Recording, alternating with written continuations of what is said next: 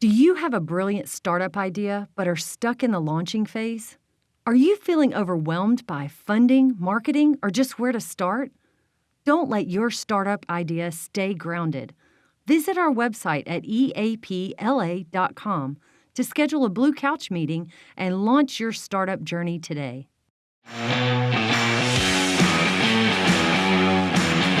All right, welcome back to On The Cusp, another episode with my co-host, Matt Snyder. We're back. They hadn't let us go yet when they keep recording. So who's our guest today? Man, my friend, my well-dressed always friend, Drayden Dunn, Envision, media and marketing, and a whole lot of just random stuff. You know, he's like me. We like random and what's happening right now. So Drayden's always fun to catch up with because he's a guy in the mix, you know. So let's talk about just what you have going on right now, and what's going on, and it'll lead us down a path, I'm sure. Man, I appreciate y'all having me. Well, thank Excited, you. love what y'all do. I love the conversations and the discourse that happens right here at BRF. Also, just a real cool studio. Anything when it comes to production, media, marketing, things like that, I love. You know, we got a big green room upstairs. You happy to use, or you know, we use this studio. I know this facility was just down here, and it was like, we got to use it, Dave. We got to put some eyes back on this studio. It's still such a cool space. I mean, we never talk about it, but I've been in a lot of listening parties in the studio, like right here, and it's phenomenal when Brady had this area. Yes. I mean, we came in here, and I say me and my friends at like 19, and we were blown away that this was in Shreveport. It was like a hidden gem, right? Yeah. So I'm glad we never tore it out, even though he left. No, the aesthetics are like literally the same. It's great. It's available. Yeah, it's really cool. Awesome. Well, you know, like we just wrapped up Artist, our 5th year. For people that don't know, Artist Shreveport is an art show that we throw around Juneteenth, right? And we started it in 2020, and it's for Black artistry that's here, and it's, you know, really focused on visual arts, performing arts, musical arts, and culinary arts. So this year we had 55 artists. We did the Riverview Hall Theater, and we was happy to partner with the Parish of Caddo, City of Shreveport, and we did a 2-day festival, and it was phenomenal. We had a couple thousand people downtown, and we're looking to grow it next year. And that's great because what we found out is we need to continue to monetize our culture. And I think that's an opportunity here in Shreveport, is that we need business acumen to meet our talent. So like we have so many talented people, whether it's like cuisine, whether it's artistry, music, you name it. But we just don't have always the business acumen. And like when you see in some cities like New Orleans, you see that initial and intentional investment and capital injection into the culture of New Orleans. So Artist was really just an opportunity to monetize for visual artists, because during COVID, everyone was locked up. The artist was making so many cool pieces, and you know, it was a lot of mental health things just going on a shelf because they had no way to get it out there. I love that. So and I would agree with you. You know, running an accelerator. One of my biggest challenges is always someone comes to me with an idea, and you go, okay, are you the one capable with the skills to go put this into a business? Right. Okay. Right. And my frustration is it's tough when you got to go out there and learn by trial and error. Absolutely. Because that means money. Yeah. Okay. Yeah, that's a thing. And what Drayden's saying is so right. These talented people, they're unique and they're talented. Yes. And finding them somewhere to go to where they can get, mature in their business mind. Yeah. And I always give the Cohab a shout out. Okay. When it comes to that. And they're downtown. Sure. Easy to find, right in the Andrus Art Center. Yes. Okay. That's where we need to focus those early education efforts on, I don't care whether you're an artist in culinary, film, I don't care what it is. That should be for us in Shreveport, the center point of where do you go to learn some skills and network so that we can build that. Sure. Yeah, and Drayden's real involved with the office hub. Yeah. That's still going strong, isn't Yeah, it? absolutely. So the office hub, similar to Andrews building, Andrews is more intentional about the education. Office hub is a shared working space, so you have all types of different entities working together, being able to network and build together. I've So been it's down great. there. That's a cool space. It is. Absolutely. That's a nice space. It used yeah. to be a post office, wasn't it? Yeah, and Yeah, it's it's still a kinda post office is the historic. first. Yeah. Yeah, it's kind of a historic Yeah, building. absolutely. Yeah, but that's key. I mean, downtown, Okay. has, it's easily accessible.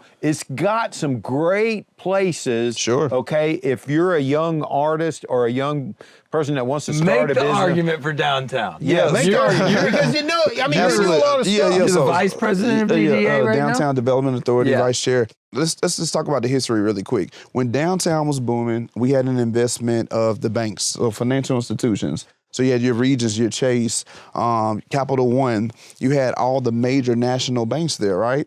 And then also we had an investment initially when they did all the architecture for downtown. You see the skyscrapers like the Slattery Building, the Johnson Building, the Lane Building, right? Then you saw a decentralization happen. First, you saw the exit of the major banks, and that kind of came in the last decade. But before that, there was a lack of investment or a divestment that was happening, saying, "Hey, let's go south of Shreveport or let's go to Bossier." And just quite frankly, just to be honest, we got to understand the demographics of where we live. We are in a melting pot. We are multicultural. We have all types of people living here. And the Shreveport of 2025 and 2026 to come isn't what 1980, 70, and 60 was. So what you see, unfortunately, is people that are hanging on to what it was, and you saw them divest in downtown and take their talents to the east or the south. Without having like an anchor business, it doesn't matter for the artist. Because the artist usually is struggling. The artist usually has a side hustle, has another job, right?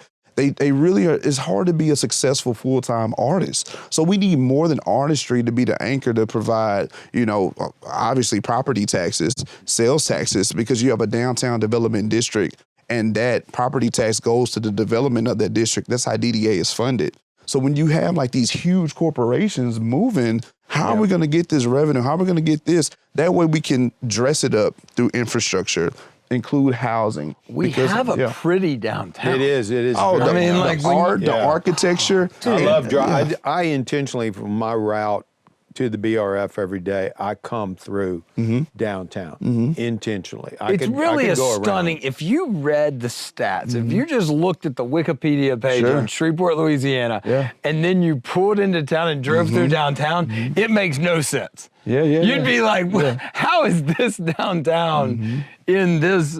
And so, I mean, it's such a blueprint that could be just exploded. It's just how you do it. So Drayden, let's go back to the downtown and all the stuff going on down there. Sure. Petroleum Tower. Okay. Yeah. Got bought. Yes. It's been awarded. Yes. Okay. It's going to. They're going to redo it. Yes. And they're going to turn it into apartments. Right. Now I've heard that everybody that's converted a building into an apartments, they're filled up downtown. Yes. Okay. The warehouses. I was going to talk about Is that. that correct? Yeah, so I hear it that. is. Oh, absolutely. I mean, the occupancy rate is a problem that downtown Shreveport doesn't have. You build it, That they're is gonna stunning come. to people. Like we're 99% always with waiting lists. For a apartment building. Yeah, for so apartment if they build that, they condos. go in there, they redo that building, turn it into affordable apartments. Hopefully it's mixed. Mixed is good because you get your low income. Right. Because we need affordable housing. But then you have market rate, right? And then that's how you continue. Remember we talked about the demographics of Shreveport. We want everyone. So we want them living together. But is there a timeline on that building? Yeah, 'Cause I haven't been tracking it. I know it was awarded. Well, we got an update 2 meetings ago for DDA, and everything was looking great, and they was finishing up on the funding. And when I talk about the funding, the overall funding, so they have the initial funding, their acquisition is there, but you know there's phases in the ways that you raise the money. So Cedric, of course, our executive director Glover, he's more than confident that it's gonna go into materialization very soon. I can't give you a specific timeline. Right. We don't get into the nitty-gritty details, but I can tell you this is on track. It's definitely going up. And I also heard the O. Wagner building, the state, the state office building. Yeah. That's still in moving the forward, too. Oh, they're moving forward on that. Yeah. So in the next year, what I'm hearing is you're going to have the Petroleum Tower going. Yes. The Wagner building is going to be Yes. getting redone. Yes. Okay. We're always looking for that tipping point. Sure. In something downtown that happens that gets people to come downtown. Well, don't forget we got G-Works with Stageworks that lease, the Red River District, and then you have a lot of good announcements is about to come for what's happening on Commerce and Traffic Street in that area with some funding, so with grant funding. So I think we are at that tipping point now. My argument is currency and capital injection that people have locally, we need to put our money where our mouth is. Like, I love Southern Loop. Let me say it. You'll find me at Windrush. You'll find me at Cabo, and you'll find me at the Cigar Lounge over there. It's beautiful. I love that area, and I love what they're doing. But we can't continue to decentralize. Like, no great city has a subpar downtown. Like, so the people that have the means, the capital, we want to invite them back downtown. And say, hey, we got to understand that consumption, like of our citizens, is going to remain at an all-time high, right? So there's opportunities to capitalize. Sometimes for fun, I just go look up who owns properties all over the town. You'll be surprised how many out-of-state owners. I know you would. I know. I looked it up. Yeah. We just talked about Monkhouse Drive. And, and that's very important. I-20. It's very important to us. People come into Shreveport, they only see Monkhouse Drive and I-20 to wherever they're going. And Hollywood. Like if you drive from the airport and you go from Hollywood and it turns to Piermont, that's a tale of two cities, right? Yes. Yeah. It's the same street. You may turn around before you get to Piermont. Like, you sure Oyster Bar is, you sure? Like, it's on this street? Yeah. Like, well, I think that it's really important, and I love what you're saying. And I think we got to keep saying it, and we got to keep, getting more and more people to get involved and do exactly what you're talking about. And that's why I appreciate this, okay? Because let's just be honest, our media is a huge problem in our city.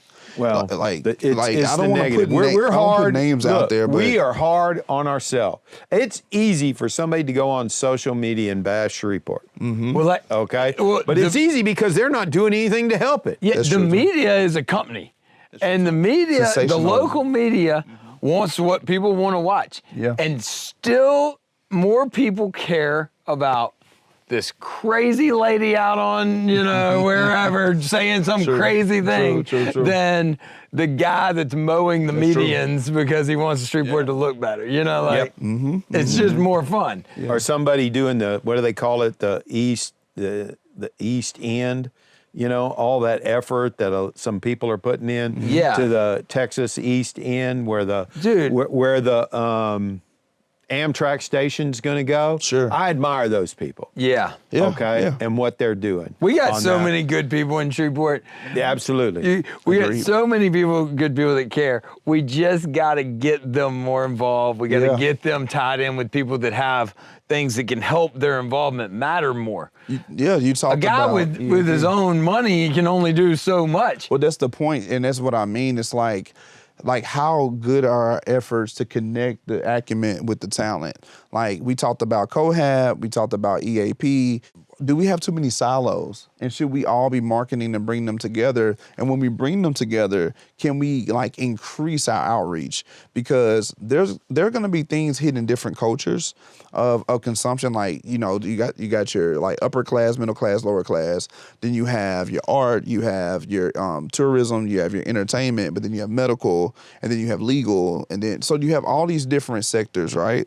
And we need to make sure they all are represented. Yeah. We should have a forum. We should have all the people that are have voices to make sure we're better. We do. Let's do it, Dave. We do 1 million cups. Okay, yep. All right, once a month. Right.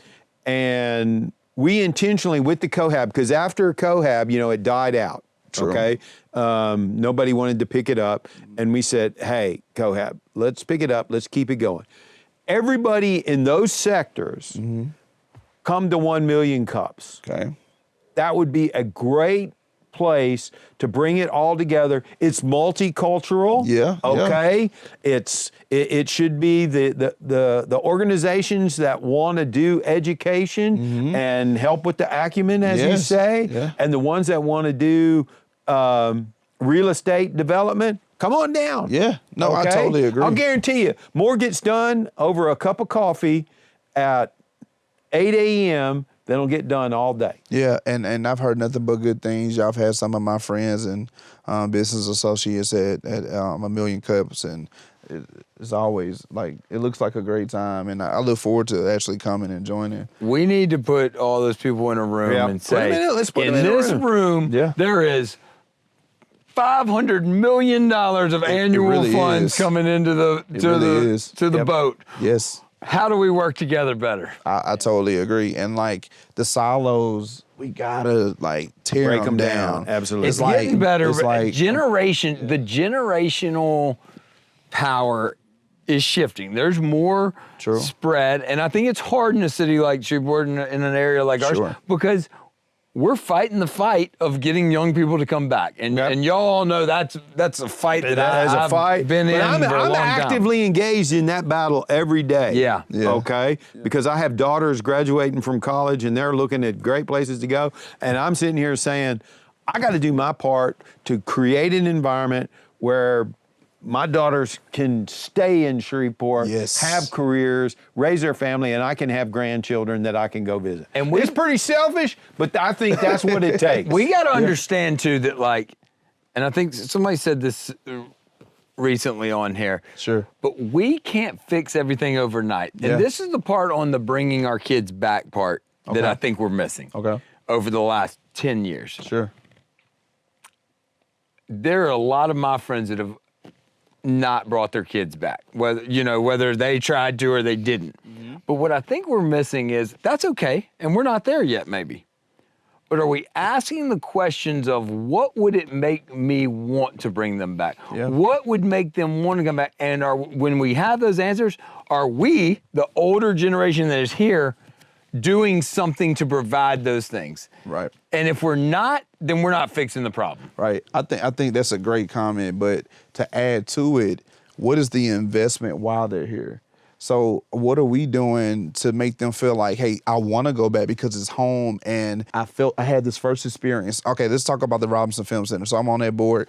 Favorite freaking board, favorite everything, all right? And it's film education for the youth.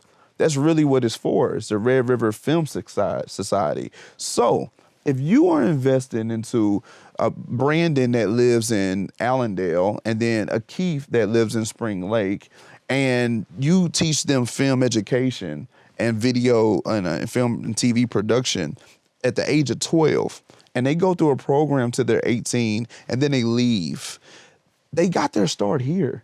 They're going to say, it doesn't matter if they're in LA, New York, Houston, even globally. They was like, I started in Shreveport.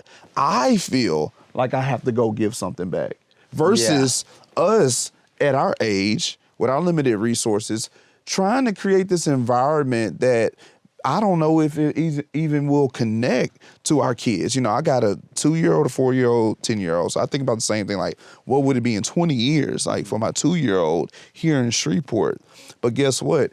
If I make sure that they're invested through their entire youth and they're in programs, and we provide programs for them to be, they're going to feel obligated to come back and reinvest. So I think we got to start them off at a younger level. And it's what they're hearing from their parents. Yes. That's true too. If the parents are talking about how bad Shreveport is, that's always it. I'm very careful. Good luck getting them back. I'm very careful about what I say, because I have 2 older sons. Well, Drayden, I really appreciate the work you do in the community.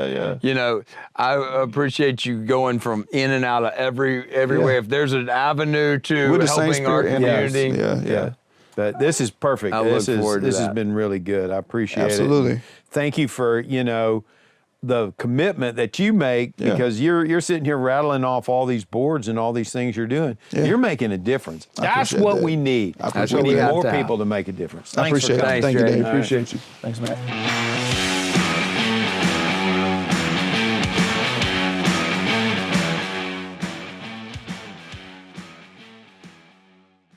Enjoy the podcast? We would love your feedback about today's show and who you think should be our next guest. Send us an email at info@eapla.com. Also, be sure to share the show and leave a comment on our social media post.